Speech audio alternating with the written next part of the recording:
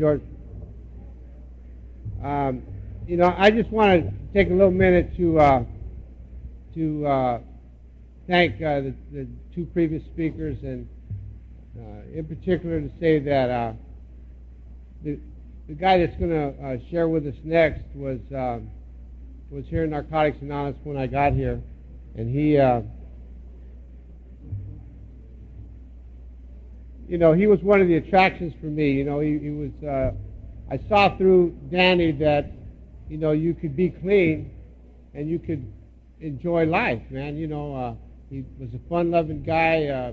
Always had everybody laughing in the aisles, as I'm sure all of us will be this afternoon. And without taking any more of his time before he gets mad, let me introduce Danny T. Danny.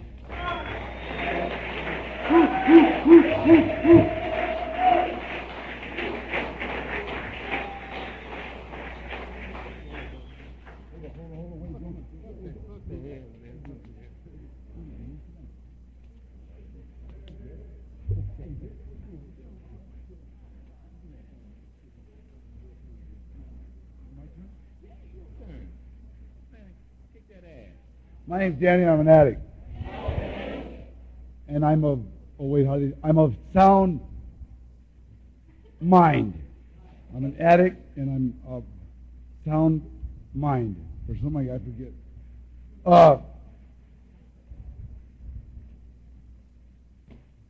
I don't really know anything. You know what I mean? I really don't. The reason I am here.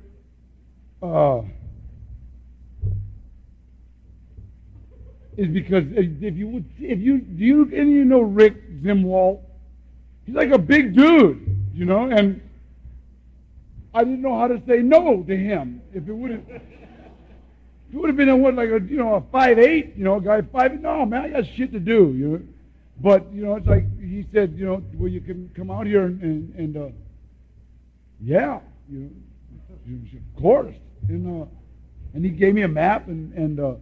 I want to thank whoever did that map, because, God, they were sharp. They gave you 4 different ways because they knew, no, they absolutely knew who they were dealing with. You know what I mean? Because like coming from Los Angeles and coming from San Fernando, it's the same place. But there's different ways to get here. And, and a dope fiend would be like lost. It would like, if there was dope in Riverside, you understand? We could find it. We could find it. You know what I mean? And any kind of drug. It's so funny, man. It's like any kind of dope. I love it when they say your drug of choice. I like that. I really do, because I have never turned down anything. I'm sorry. I have never turned down anything, and yet it's like walking into somebody's pad. And they're all doing speed. And somebody says, hey, you want something? I can't see myself saying, oh, no, that's not my drug of choice. You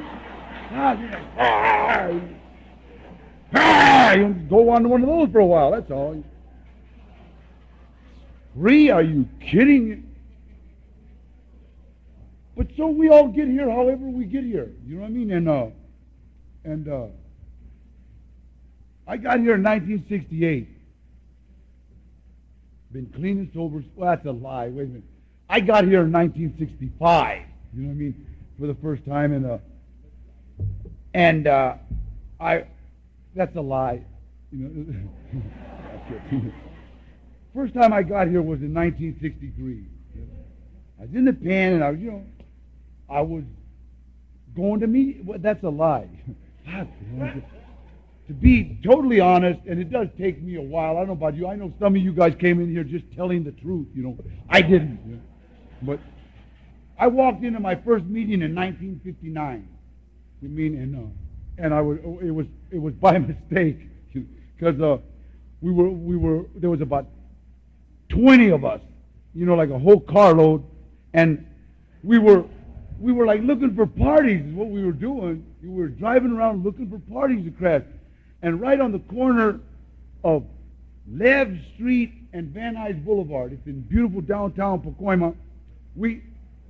There was like all these cars parked, and this is my neighborhood.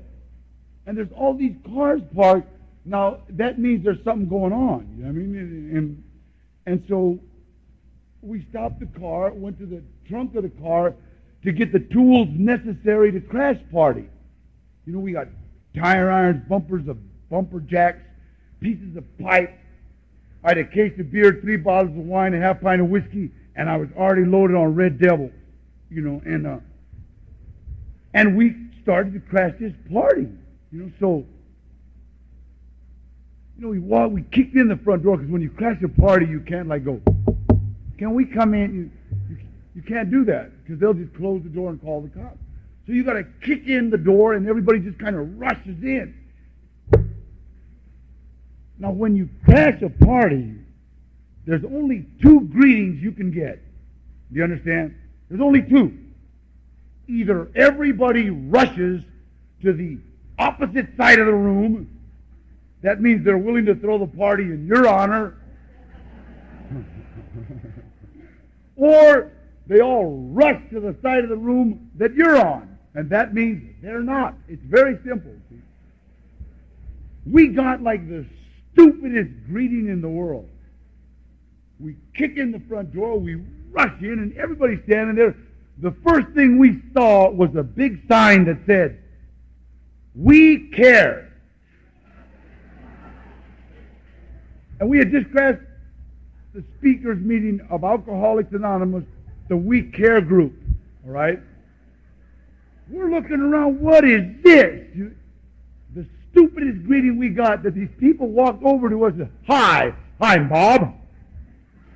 Hi, I'm George." And everybody wanted to shake our hands. Now, growing up in Pacoima, you don't run around being friendly. You don't run around shaking hands.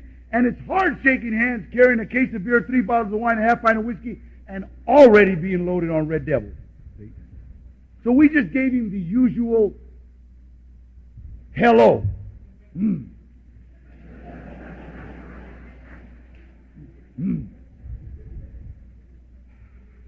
And I saw what this thing was. You understand? Let's get out of here, man. These guys are church. See? I have to say this about that program. They did not leave a bad taste in our mouth about programs. You understand? They didn't say, "We don't want your kind in here." They didn't say, "Hey, you guys are too young, get out of here." They didn't say, "Oh, hoodlums." I wanted to split, and they did that thing you call divide and conquer, because I turned around ready to split, and they got all my troops in like groups of 4. You know what I mean? They got them all in groups of 4, and they're talking about not drinking and stuff, And this guy comes over to me, and he starts talking to me. Now, you're going to have to understand that I don't listen well when I'm getting high. And he says, "I've been on the program 8 years. Now, being street sharp, I knew that the program in juvenile hall was 9 months. And that's if you kill somebody. I knew that the program in the county camp was 1 year, and that's if you kill somebody. I knew that the program in the California Youth Authority was 18 months, and that's if you kill 2 people. I look around and I tell you, you can't get out of this pad in 8 years? Kill yourself, Holmes. This guy says, "I haven't drank in 8 years. And so what?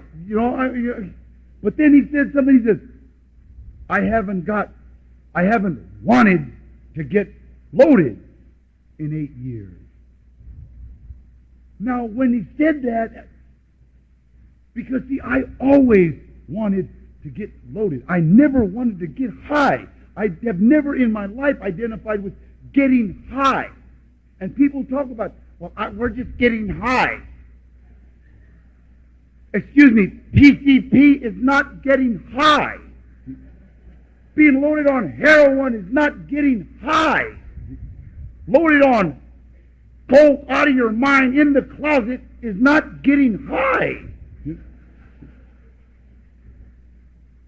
Smoking weed till they call the fire department is not getting high. People that get high go, good shit. I'll save it for later. That those guys can do. We can't do that. You understand? we don't do this. Nobody in the now. See, right now, there's a couple of people. Well, I've done that. Yeah, after you smoked a can and a half, bastard. I've done that. Yeah.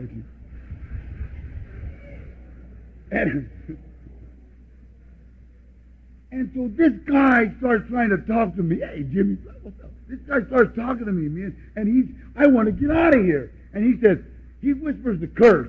The curse, I'm going to tell you this, the curse works in Alcoholics Anonymous, the curse works in Narcotics Anonymous, and the curse works in Cocaine Anonymous. This guy said, and now believe me, if you're just here, like because your old lady wants you here, cover up your ears. Because once you heard this, it's all over. This guy says, Danny, if you leave the program, you will die, go insane, or go to jail. And check how quiet. See? That was the voodoo of N.A. right there. Now, that's not going to make no sense. Oh, this guy's full of shit. Let me tell you when it's going to make sense, okay? When the cops kicked in my front door, okay? Pow! That's a lie. Man, when the cops kicked in my mom's front door, pow!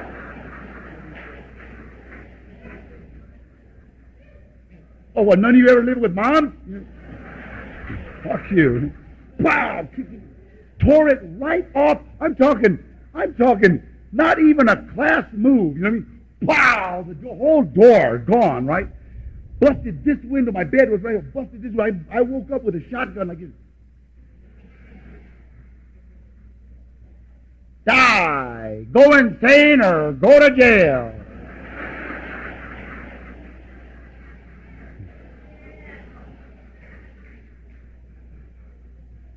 When the highway patrol, pow, rammed our car off the road, okay? 8 of them. And the highway patrol, bless their hearts, they're trained to never shut their engines off. You know that? Nobody knows that. They're trained, never. The engine is never off. They want that hood scalding hot. No, really. It's like, no, this is serious. This is highway patrol procedure. It's like the 4 o'clock shift will come off and like, they'll, come on, Joe, no, it's running. Come on, get in. And it runs smoking hot. Stay on, blow your brain. Die, go insane. And the thought hits you, I'm going to jail. I'm going with a burnt face, but I'm getting to jail. You see? It starts making sense. See? Now, believe me, once you have heard that, it's all over. And if you use, in fact, I have to say this, you see. I coordinate about 5 detox clinics for this doctor. I used to run them. You know, now I'm just kind of a consultant for them. You know. They're also methadone maintenance. Now, die, go insane, or go to jail. Or maintenance. Try that one. See? Try that one. And then 15 years from now, you can tell me, you were right, man. Those were our alternatives to sitting in this room, to staying in this program, going through whatever I have to go through. That means I don't have to die, go insane, or go to jail. That's all you got to do. Sit here, hang on. Now, we go through a bunch of stuff when we get here, man, and they call it life. You know, People, we call it, I love it because we call it going through tragedy. We call it life, you know. I got so much drama. Life, you know what I mean? I got all this stuff. I love being clean, man. And a sound state of mind. I love that, man. Sound state of mind. I learned that from, you know who taught me that sound state of mind? Webster's Dictionary. I am a sound state of mind. I like that. See? I think the World Service did not come up with sound state of mind. See? They didn't. I am a sound, and I thank God for that, man. Dear Heavenly Father, thank you for being sober. Oh, I mean, sound state of mind. See? Because that's what I am. I'm clean and sound state. I don't want to be clean and insane. I want to be clean and have a sound state of mind, man. See? I want to learn how to live out here in the real world. I can't just live. I don't want to live it. And I'm saying, I don't want to just, wait, please tell me, do you see that too? No, I've seen those before. You haven't? Yeah. And so here we are, man. We're in Riverside. Now let me tell you, the closest I have ever been to here before, isn't Chino right around here somewhere? I mean, I know Palm Hall is right down the road here somewhere. I mean, but here we are back. If you're new, I suggest you go to a lot of meetings. See? I suggest you try to forget everything you've ever learned. See? Because none of the stuff that I was taught applied to real living. I thank God my uncle gave me grass when I was 8 years old. I thank God he did, man. And every time I say my uncle got me loaded when I was 8 years old, and some people go, wow. But it's so funny, everybody, I don't know about you, but when people start blowing weed, you turn things on. Everybody in here has gotten a puppy loaded. Everybody here got and blew into like the parakeet. Cats, the kitties. Look at the cattle. My neighborhood, the dogs were vicious. You couldn't get them loaded and bite your face off. They'd eaten all the cats, and we'd shot all the birds with slingshots. See? So there I was 8. That was me. Come here, Danny. And they told me to do this. I mean, and I choked. So they're trying to figure out, they're obsessed now. That's the first obsession I ever seen was them getting me loaded. Are we going to get them loaded? They got a bag. And they tore a hole in it.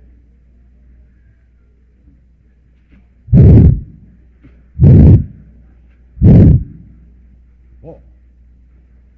For a minute, I was gone.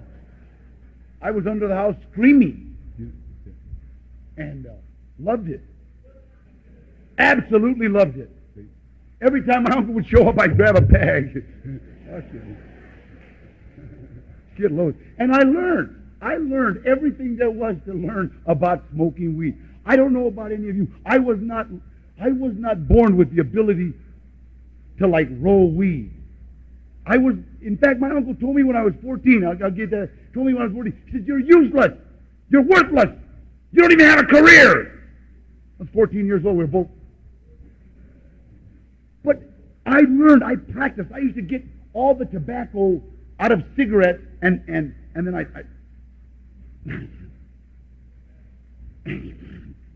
a big old pile of, and I got to where I could just down. God damn.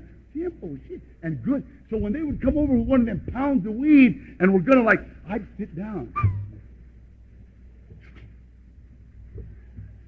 I was 9. Yeah, I'm just rolling weed. And people would start tapping on me. And being a dopey, you learn how to be real quick. You have to. And, well, you gonna roll weed, you're going to talk. Or we can talk about your mom if you want. It's okay. And I learned all that shit from them. See?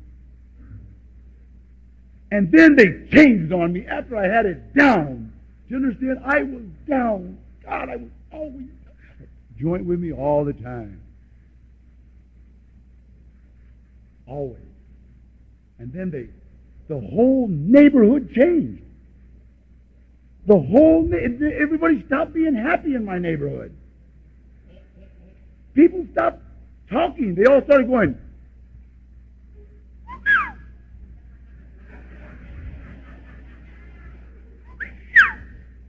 They would no longer come to the front door. They just like, boom, pop up in the backyard.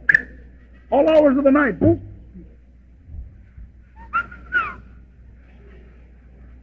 They would knock at the window. No one's ever tired of the door.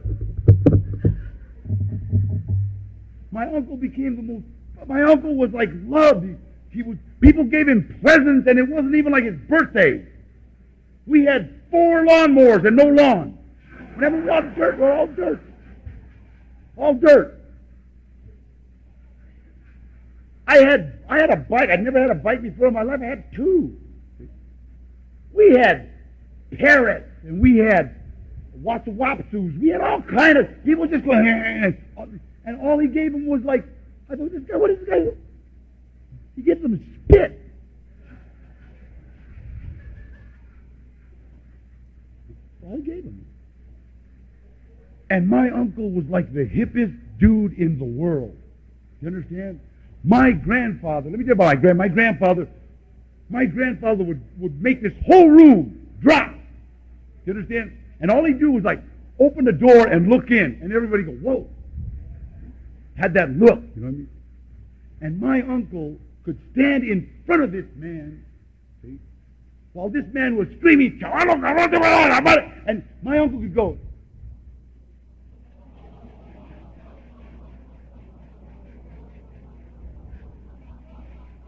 and I am standing there scared to death. You understand? I am staring death in the face.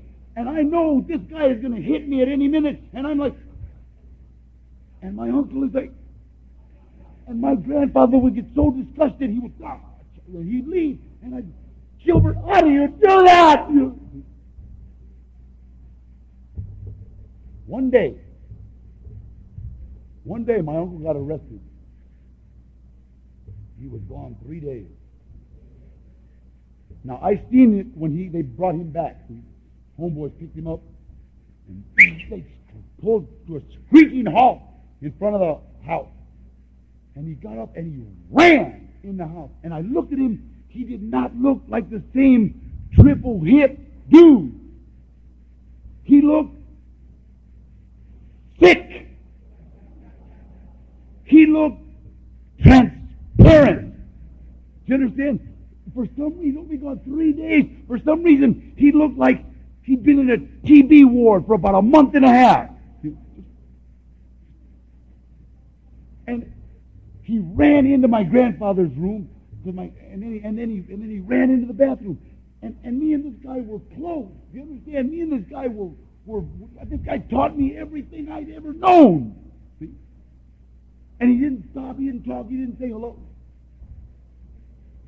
And I waited. I'm sitting there heartbroken, man. I'm 12 years old now. I'm heartbroken, man. Dang. So I opened that door, because we had a one of those sliding doors in the bathroom, and if you didn't lock it right, all you had to do was hit it hard and it would open. And I opened it, and it was funny. I seen him. He was like this. And he did not look like the same dude. He looked totally different. Completely. His hair looked old. Do you understand? And here was a dude that was always like, just here. And I remember saying, get out of here! It was like, but a vicious, get out of here! And I don't already locked the door. I'm inside. No. What are you doing? Get out of here. And I watched him. Now, some of you are going to get upset right now, see? Because he had my grandfather's syringe, see? And it was glass. And I watched that little explosion. And I said, I'm not getting out of here. Give me some or I'll tell. See? And he says, wait a minute. Hold this. And all of a sudden, I'm holding this thing for him. And I'm watching it. And I watch his little poof. And then I watch that shot go down. Now, this is the God's honest truth, man. I seen total hip. I seen total serenity. I seen God start at his toes. And come up. And then he said, you want to get loaded? And I said, absolutely. See? And next thing I remember, I was outside on the grass, all wet. And he told me to get an ice cream, because the ice cream truck was coming. And I was screaming at this ice cream truck. Wait.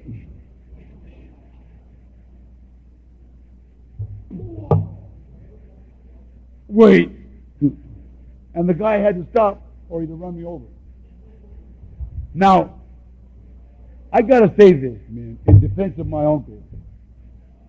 That man saved my life. Absolutely saved my life. There is no way this kid could have got through junior high school without being loaded. You understand? There is no way this kid could have got through juvenile hall. See? There's no way this kid could have got through California Youth Authority. There's no way this kid could have got through state penitentiary. Almost every one of them that was built at that time. There's no way I could have got through. He taught me everything I had to know. At 14, good and loaded, I remember him. I remember saying, you know what, you're worthless. And it's out of my mind. You know what, I'm going to give you a career. And I said, what? And he gave me a pistol. And he put me in front of a mirror and he said, do a robbery. I'm 14 years old. I'm standing in front of this mirror going, give me the money. And he'd say, the bitch slaps you. Give me the money. That wasn't shit. Give me the money, bitch. It's better, getting better. And this was our trip. You understand? This was our whole trip. And I got away with a few robberies. And I don't care who you are, you don't get away with all of them. It's that simple. And I always wanted to be, I got to tell you this, I always wanted to be that guy that when the cop said, all right, Danny, come on out, we have the house surrounded. I wanted to be that guy. Come and get me, you cover. I wanted to be that guy. But when it happened, and they said, come on out, we have the house surrounded. Don't you! We'll get naked, don't you? We're gonna die! Here the guns! Wow, I thought I'd never cop to that. And bouncing around this damn program. Let me tell you something. There is nothing worse in the world than a body full of drugs and a mind full of this program. Nothing. I don't care how loaded you get. See? I don't care what you do. If you know a little bit about this program, things are going to kick your... Wait till you're like, at the connection, come on, hurry up. And he'll, hey, he does it. You could have said anything but that. And don't ever use with anybody that's been on this program or knows anything about this program, because they'll try to cap on you. Don't you work the steps on me. And then you're going to get one of those connections with like 3 different color balloons. Well, guess which one? Oh, pray to God. Work the steps. Crazy. I absolutely love this program. Understand? I love being clean and sober. I love it. My whole life is centered around this program. My whole life is centered around seeing people that I absolutely love. I am one of the most free men in the world. See, and I've been in prison, and I just don't mean the pen. You understand? The pen's cool. It's all right. It's a good way to waste time, and it's all right. You know what I mean? All that. But I'm talking about the prison in here. You understand? The one here. That terrible killing, the one that you got $40 in your pocket and you can't buy a Coke.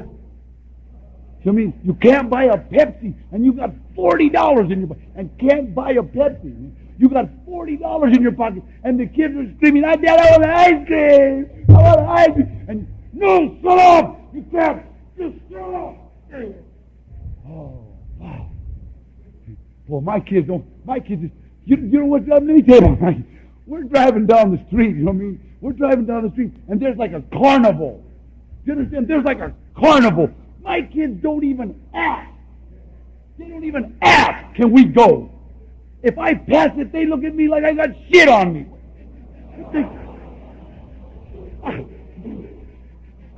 And I better turn around. Do you understand? I better. And yeah, are you kidding? My son was 3, my little 4-year-old was 3. I mean, he's 5 now. He's 3 years old. His mama was trying to put him to bed, and he was like crazy. And she said, "Will you handle him?" And I said, "What's wrong?" I go, my dad face on. "What's wrong?" And he said, "Daddy, it's hard being 3.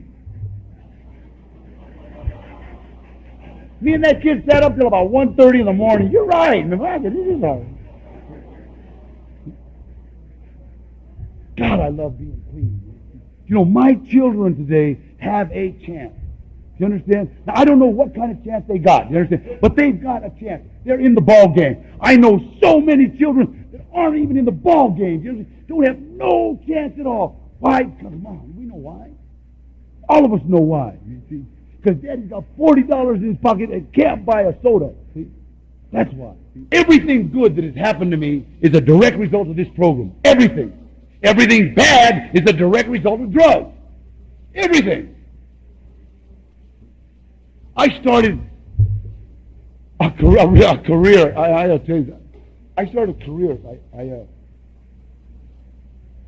I spoke at a CA meeting, a Cocaine's Anonymous meeting. And I gotta say, I think Cocaine's Anonymous is like the cutest thing that ever happened. I do. I don't mean that bad. I don't. Wait. I used coke in 1962. Do you understand? 1962, cocaine was not even considered dope. All right? Most cops didn't even know what it was. What the hell is it?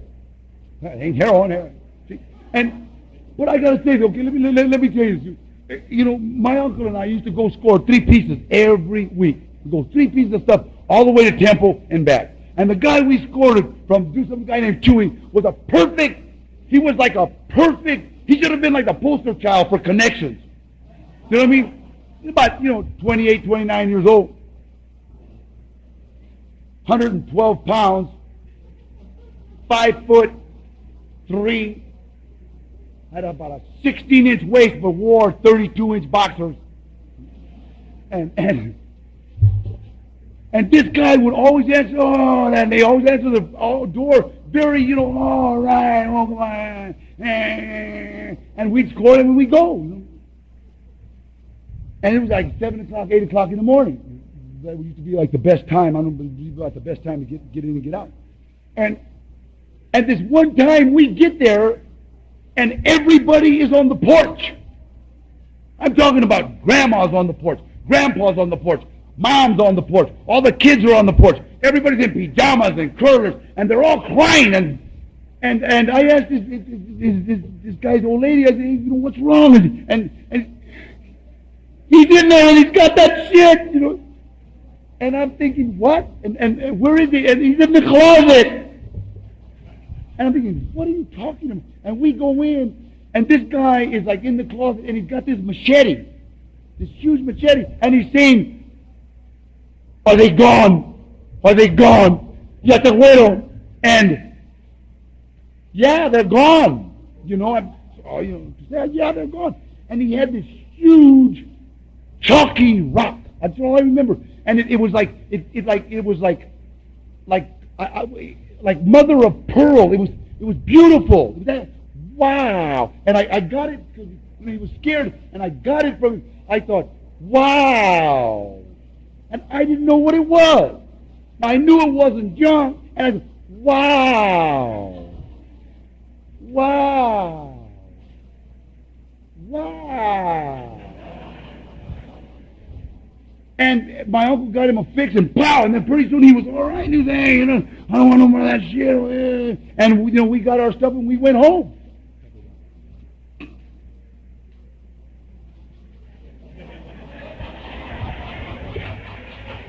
Bill's losing his mind again. Man. And all of a sudden, you know what, let me tell you, all of a sudden this guy, man, when we get home, and I did that stuff and I was gone.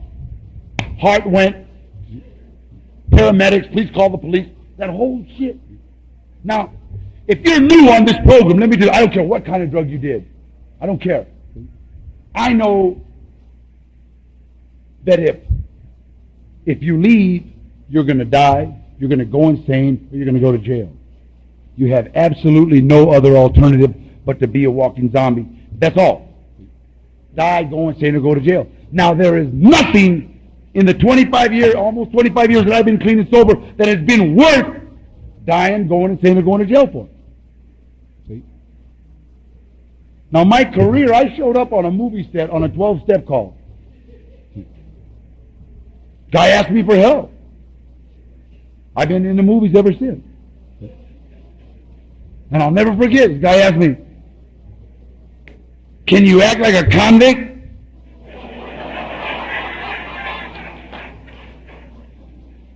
I said, I'll give it a shot, huh?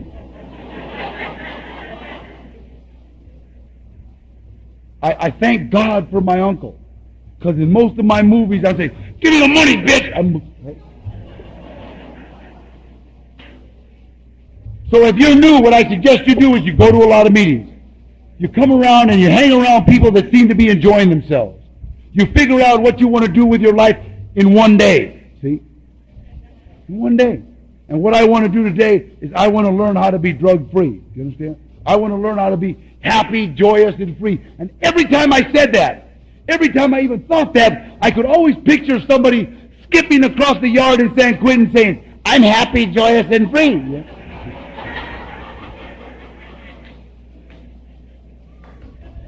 George and you know what, I gotta say this, you know, there's people in here that you know, me and Andrew, we go back, we were in the penitentiary when we were 22 years old.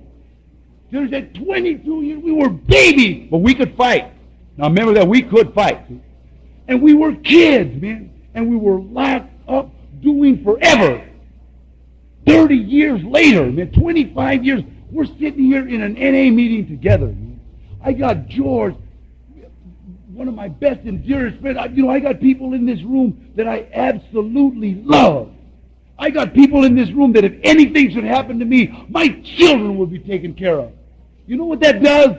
I mean, you know what that does to your heart? When you know, hey, if I pass on or anything should happen to me, my kids, they got uncles at their ball games. You understand? My daughter will have somebody to give her away, see?